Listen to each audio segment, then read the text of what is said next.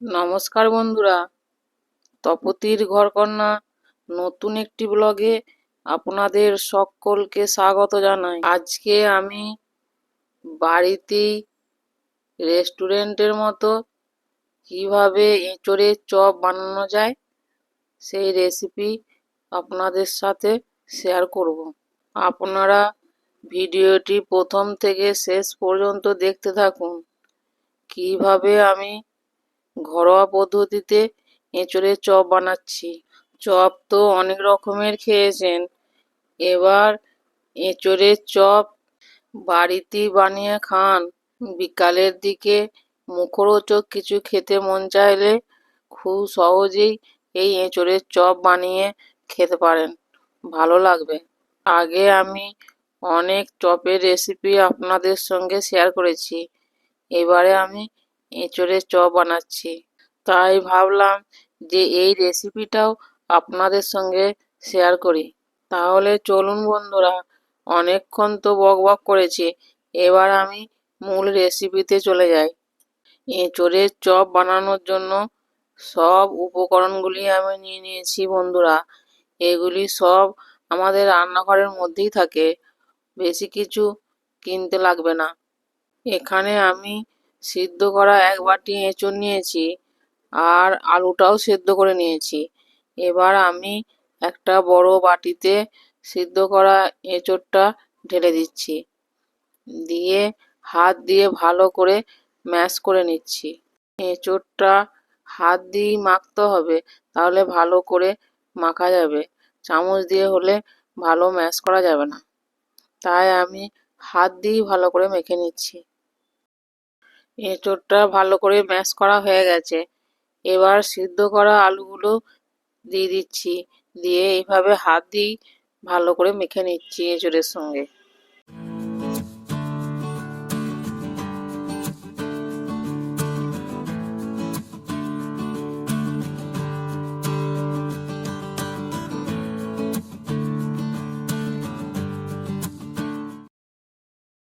একটা বড় সাইজের কুচনো পেঁয়াজ আমি এর মধ্যে দিয়ে দিচ্ছি, আর 2টি কাঁচা লঙ্কা কুচি রেখেছিলাম সেটাও দিয়ে দিচ্ছি, আর 1/2 চামচ গোটা জিরে দিয়ে দিচ্ছি। চপ খাওয়ার সময় এই গোটা জিরেটা মুখে লাগলে ভালো লাগে। আর 1/2 চামচ হলুদ গুঁড়ো দিয়ে দিচ্ছি, আর বেসন দিচ্ছি 2 থেকে 3 চামচ। চপ ছাঁকার জন্য আমি কোনো বেসনের ব্যাটার তৈরি করব না, তাই আমি যা দেওয়ার এতেই সব দিয়ে দিচ্ছি। এবার চালের গুঁড়ো 4 থেকে 5 চামচ আমি দিয়ে দিচ্ছি। চপটা তাহলে বেশ খাস্তা মুচমুচে হবে। এবার কিছুটা ধনেপাতা কুচি করে রেখেছিলাম সেটাও দিয়ে দিচ্ছি, আর 1/2 চামচ ভাজা মশলা দিচ্ছি, স্বাদ মতো লবণটাও দিয়ে দিচ্ছি, দিয়ে হাত দিয়ে আবার ভালো করে মেখে নিচ্ছি।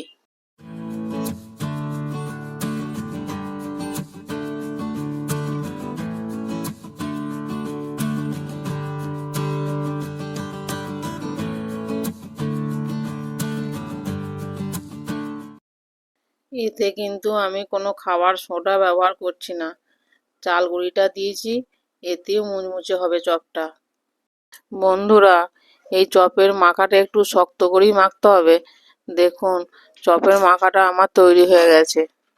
এবার আমি এই মাখা থেকেই একটু একটু করে নিয়ে চপের আকারে গড়ে নেব। আমি এই মাখা থেকে একটু করে নিয়ে হাতে করে আমি প্রথমে গোল করে নিচ্ছি, দিয়ে গোল বলের মতো করে আবার এই হাত দিয়ে চ্যাপ্টা করে নিচ্ছি। বন্ধুরা, চপগুলি আমি আমার মতো করে শেপ দিয়ে নিচ্ছি, আপনারা কিন্তু আপনাদের মতো করে শেপ দিয়ে নেবেন। এইভাবে আমি সব চপগুলি গড়ে নিচ্ছি।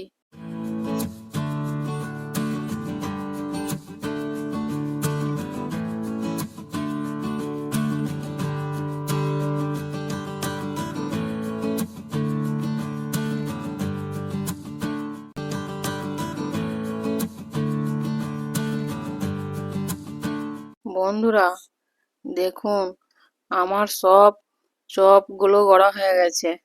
এবার আমি চপগুলি ছেঁকে নেব।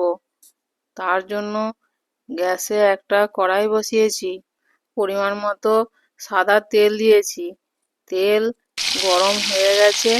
এবার আমি একে একে গড়ে রাখা চপগুলি তেলের মধ্যে দিয়ে দিচ্ছি।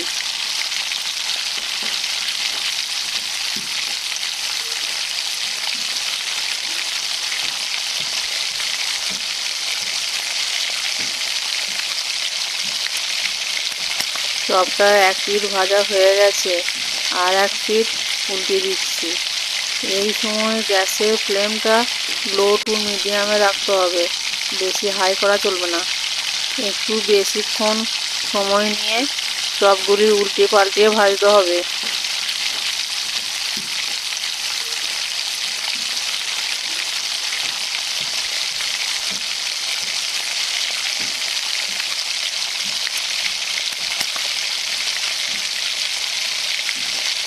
প্রথমে যে চপগুলি আমি ভাজতে দিয়েছিলাম সেই চপগুলি লাল লাল করে ভাজা হয়ে গেছে। এবার আমি একটা ঝাঁঝরি দিয়ে তুলে নিচ্ছি, দিয়ে একটা পাত্রে রেখে দিচ্ছি। এইভাবে আমি সব চপগুলি ভেজে নিচ্ছি একে একে। দেখুন বন্ধুরা, সব চপগুলি আমার ভাজা হয়ে গেছে। এবার একটা স্ট্রেতে টমেটো সস আর এঁচোড়ের চপ আর উপর থেকে একটু বিট লবণ ছড়িয়ে দিচ্ছি। এর সাথে স্যালাডও দিয়েছি, দিয়ে পরিবেশন করছি। দেখুন বন্ধুরা, চপগুলি কত সুন্দর হয়েছে, আর খেতেও খুব ভালো হয়েছে।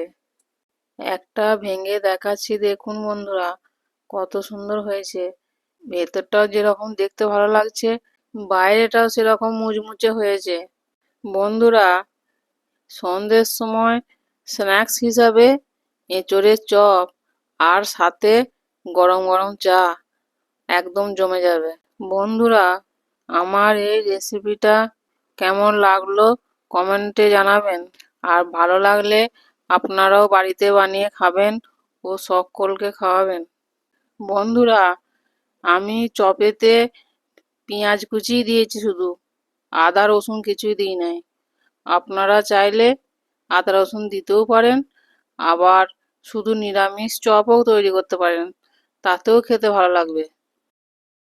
বন্ধুরা, যারা এঁচোড় খেতে চায় না তাদেরকে এইভাবে এঁচোড়ের চপ বানিয়ে দিলে খাবো না বলবে না, একটাও পড়ে থাকবে না প্লেটে, সব খেয়ে নেবে। বন্ধুরা, এখন তো এঁচোড়ের সময়, তাই আমি এঁচোড়ের চপের রেসিপি শেয়ার করেছি। আর আপনারা আর কি কি চপের রেসিপি দেখতে চান বলবেন কমেন্টে, আমি করার চেষ্টা করব। আমার এই ভিডিওটি যদি ভালো লেগে থাকে তাহলে লাইক, কমেন্ট, শেয়ার, সাবস্ক্রাইব করবেন। আজ এই পর্যন্তই। আবার দেখা হবে অন্য কোনো ব্লগে, অন্য কোনো রেসিপি নিয়ে। ততক্ষণ সকলেই ভালো থাকবেন, সুস্থ থাকবেন। ধন্যবাদ সকলকে ভিডিওটি শেষ পর্যন্ত দেখার জন্য।